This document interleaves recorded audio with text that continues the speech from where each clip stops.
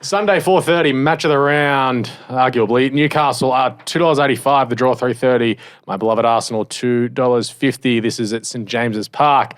Newcastle have won just one of the last five against Arsenal. They had a 0 draw last year, and Arsenal won 2-0 up at St James's Park. The last 8 Saturday games between the two, Arsenal's won all 8.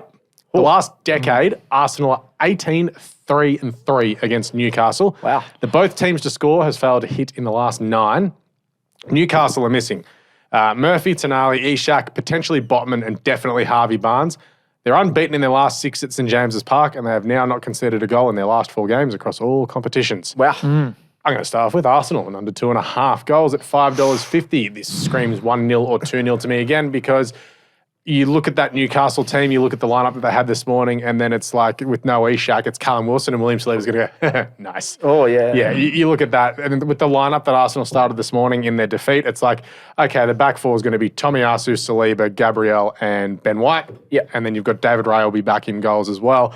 Martin Odegaard came on this morning and scored late. He scored a belter against Newcastle last time. I'm glad that he had a week off, and he's dead set played 10 minutes since the Champions League game this time last week. He's #nice at $4.20 to score a goal. Despite the fact that Arsenal did lose this morning, watching that game, the first goal shouldn't have been allowed. It was absolutely a foul. Don't know how there's no VAR in the Carabao Cup. Yeah, that's so weird. Like, yeah. That just shows the respect they have for that. Aaron Ramsdale just got ripped down, and then it was one of those games where every call and every little bounce that doesn't go your way, it just compounds. Yeah. And I'm happy that it happened in the Carabao Cup, because who cares? Yeah. Because also, like at the moment, we're trying to play Carabao Cup, Champions League, and EPL. Yeah. To not play, Wednesday, Sunday. It actually does help. Yeah, that's what people are saying about Tottenham. So losing that, because if we'd won, Arsenal's next game in the Carabao Cup would have been 2 days before playing Liverpool at Anfield. Pretty happy that we've lost when you consider that, and we're on top of the league, top of the Champions League, and unbeaten so far in the Prem. Last week we were fantastic, playing bit of a B team. Let's be honest. Yeah. You still got to get a big Eddie job Nketiah, as I said last week, he needs a lift. He did. Then he was pathetic this morning. Just need Kai Havertz to lift. 18 straight games for Nketiah away from home without a goal. 18 games. What? Jeez. Yeah. That's crazy. Not great. So That's a bit of a goal drought. Don't bet on him this week. Don't bet on him to score away from home. He scores at home. Like, he's great at the Emirates, but away from home, he's like, what is this? That's crazy. Havertz was actually very good this morning. Like, he was one of Arsenal's better players. He was winning a lot of aerial duels. He just had no support. Even in terms of Sheffield, like, I know he didn't score, but did he get a goal contribution? No, he didn't have a goal contribution. He had a shot with about a minute to go, and it just hit the side netting, but it was from a very tight angle.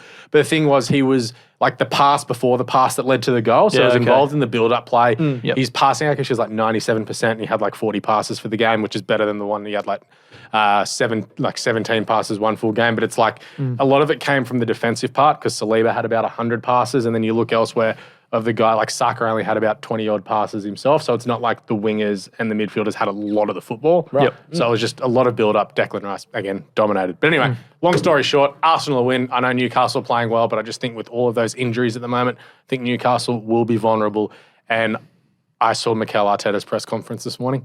Not good. If you're an Arsenal player, not good. Oh, there you go. Ooh, yeah. I'm going to go Arsenal as well. I think that's pretty good value at $2.50, obviously. Yeah, as you mentioned, Newcastle, really good at home. I just think, injuries, as you mentioned, and I think Arsenal are just tracking along pretty nicely. They've got 2 draws in their last 3 as well, Newcastle, so they're not getting that winner, so I'm going to go Arsenal. Of the teams, Arsenal's going better, still haven't played their best work. Only slightly, but they are. We've seen Newcastle's best, and then they've dipped since that game against PSG. Yep. Yeah, I'm going to go against you boys here. I just think the St James's Park is too big crazy there. A factor in this one. I think, it's the early fixture. Is it the early fixture? No, it's the late fixture. I might wake up Sunday morning to watch this. So that's a night fixture, isn't it? So I think St James's 5:30. It'll turn into a night. St James's Park will be the Scoozers will all be pissed. Yes. And we've seen that they can, at home, they're just a different beast. So yeah.